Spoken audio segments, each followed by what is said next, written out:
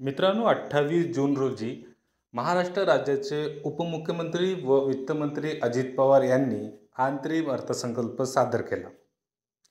त्या अर्थसंकल्पामध्ये वित्तमंत्र्यांनी धर्मवीर आनंद दिघे घरकुल योजनाची घोषणा केलेली आहे.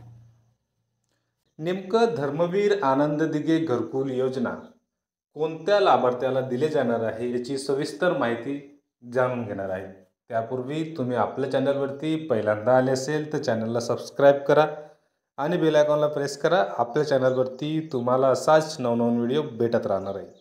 चला मग मित्रांनो, व्हिडिओ सुरू करूया. मित्रांनो, 15 डिसेंबर 2022 पासून दिव्यांग कल्याण विभागाच्या कामकाज सुरू झाले आहे. दिव्यांगासाठी शिक्षण, क्रीडा, कौशल्य विकास, प्रशिक्षण, रोजगार, उद्योग क्षेत्रातील विविध योजना राबवून त्यांना स्वावलंबी व सक्षम बनवण्याचे उद्दिष्ट शासनाने ठेवलेले आहे.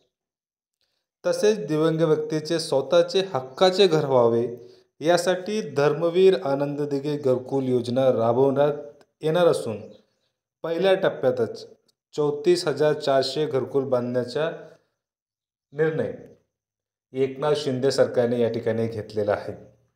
म्हणजे मित्रांनो, आता राज्यातील दिव्यांग व्यक्तींना धर्मवीर आनंद दिघे घरकुल योजनेअंतर्गत 34,400 लाभार्थ्यांना पहिल्याच वर्षी म्हणजे पहिल्याच टप्प्यात या योजनेचा लाभ दिले जाणार आहे.